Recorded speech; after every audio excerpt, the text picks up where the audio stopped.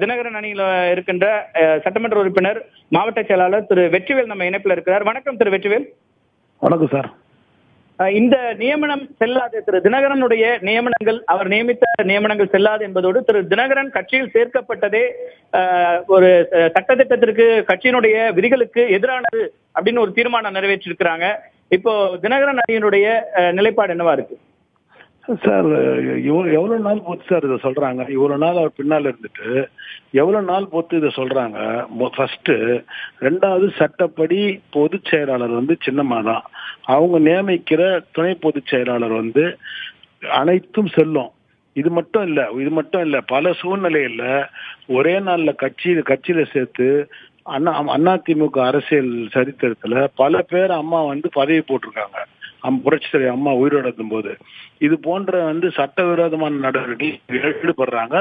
இவங்க போட்ட தீர்மானம் செல்லத்தக்கதல்ல. துணை பொதுச் செயலாளர் போட்ட அனைத்து நியமனங்களும் செல்லும்.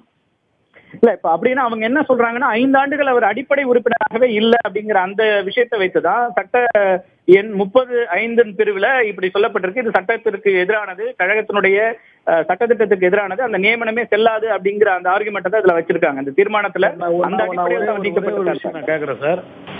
அப்போ இவங்க அம்மாவை கொஸ்டின் பண்றாங்களா, பெரியம்மாவை? மறைந்த இதே தெய்வம் அம்மாவை இவர்கள் கேள்வி கேட்கிறார்களா? பல சூழ்நிலையில அம்மா மாற்று கட்சியிலிருந்து வந்தவங்களை சேர்த்து மாவட்ட செயலாளரா, கழக நிர்வாகியா, மாநில நிர்வாகியா, மாவட்ட நிர்வாகியா போட்டிருக்காங்க. பல சூழ்நிலையில இவங்க எல்லாம் இருந்திருக்காங்க. அப்போ இப்ப அம்மாவே கேள்வி கேட்கறாங்களா இவங்க?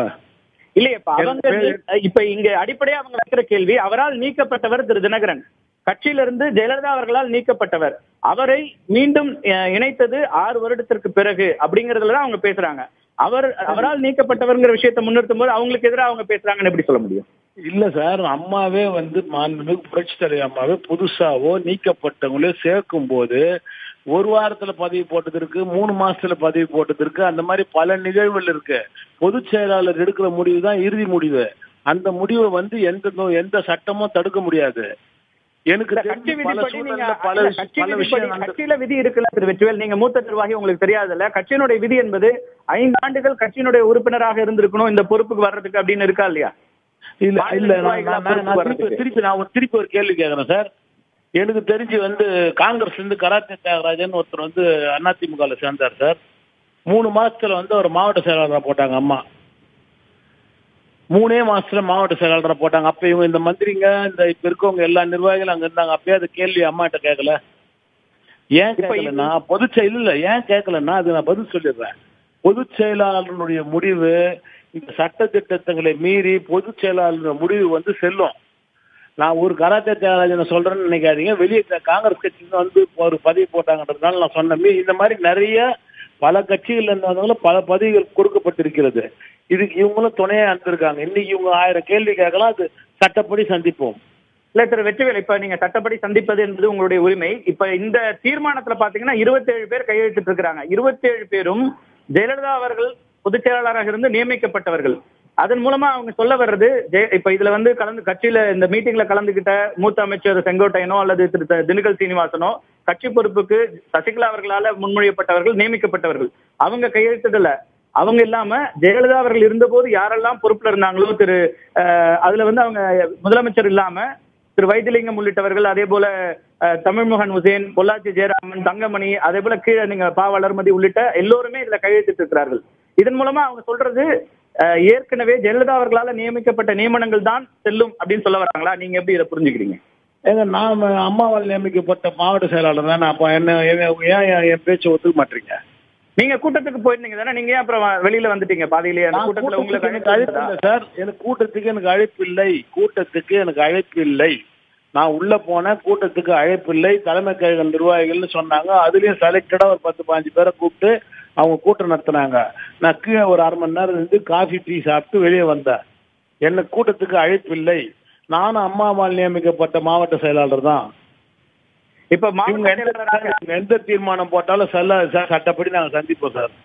ஓகே, இப்ப சட்டப்படி எதிர்கொள்வது அப்படிங்கிற அந்த நிலைப்பாட்டுலதான் தினகரன் அணி இருக்கு அப்படின்னு எடுத்துக்கலாம். திரு தங்கத்தமிழ்ச்செல்வனும் இதே போன்ற ஒரு கருத்தை தான் முன்வைத்தாரு, அவ்வளவு எளிதாக விட முடியாது அப்படின்ட்டு. பொதுக்கூட்டங்கள் தொடர்ந்து நடக்குமா? இல்ல அவங்க அவங்க நினைக்கிறது எதுவுமே நிறைவேறாது. அவங்க தவறான பாதையை நோக்கி சென்று கொண்டிருக்கிறார்கள். இது வந்து இந்த இது வந்து மிகப்பெரிய வந்து ஒரு பின்விளைவுகளை ஏற்படுத்தும். கட்சி ரீதியாக மிகப்பெரிய பின்விளைவுகளை ஏற்படுத்தும். யாரோ 4 பேர்கிட்ட கையெழுத்து வாங்கிட்டா இவங்க வாங்கின கையெழுத்துலாம் செல்லுன்னு சொல்ல முடியாது. ஏற்கனவே இந்த மாதிரிதான் ஒரு 10 மந்திரிங்க ஒன்னா சேர்ந்து ஒரு தினகரனை ஒதுக்கி வைக்கிறோம், சின்னம்மாவை ஒதுக்கி வைக்கிறோம்னு சொன்னாங்க. இதே போன்று தொடர்ந்து சட்டவிரோத நடவடிக்கையில் ஈடுபட்டு வருகிறார்கள். இவங்க வந்து இது மூலியமா இப்ப இந்த தகவல் மூலியமா ஓபிஎஸ்க்கு சிக்னல் கொடுக்குறாங்க. சின்னம்மா ஃபேமிலியில ஒருத்தரை நீக்கிட்டோம், அடுத்தது சின்னம்மாவை நீக்கும்னு சொல்லி வந்து அவங்க சிக்னல் கொடுக்குறாங்க ஓபிஎஸ்க்கு. அதை நம்பி ஓபிஎஸ் ஏமாந்துட்டு போட்டோம். கட்சி எங்க கையில தான் இருக்கும். அதை நான் சட்டப்படி நாங்கள் சந்திப்போம். எங்களுக்கு எல்லா அதிகாரமும் இருக்கிறது. இல்ல, கட்சியினுடைய தலைமை கழகத்துல தொடர்ந்து முதலமைச்சர் தலைமையில கூட்டங்கள் நடந்து கொண்டு இருக்கிறது. இன்னைக்கு முதலமைச்சரே தலைமையேற்று தான் இந்த தீர்மானம் நிறைவேற்றப்பட்டிருக்கிறது. இதுக்கு முன்னாடி ஜெயக்குமார் அப்படின்னு முதலமைச்சர் தலைமை செயலாளர் இருக்காரு, அவரையும் கையெழுத்து போடல. அவரும் கையெழுத்திட்டு தான் அது வருது. இது அவர் கையெழுத்து போட்டு தான் சொல்றாரு அவரு. ஆமா, அவர்கள் தான் முதல் கையெழுத்து. அவர்கள் தான் முதல் கையெழுத்து. யார் ஒன்னாலும் கையெழுத்து போட்டோம், இது வந்து செல்லாது, அவ்வளவுதான். அத்தனை பெரிய மொத்தமா நிர்வாகிகள் இத்தனை பேர் கலந்து கொண்ட ஒரு கூட்டத்தை செல்லாதுன்னு ஒரு மாவட்ட செயலாளர் சொல்ல முடியுமா? சொல்ல முடியும், எனக்கு அதிகாரம் இருக்குது, சொல்ல முடியும்.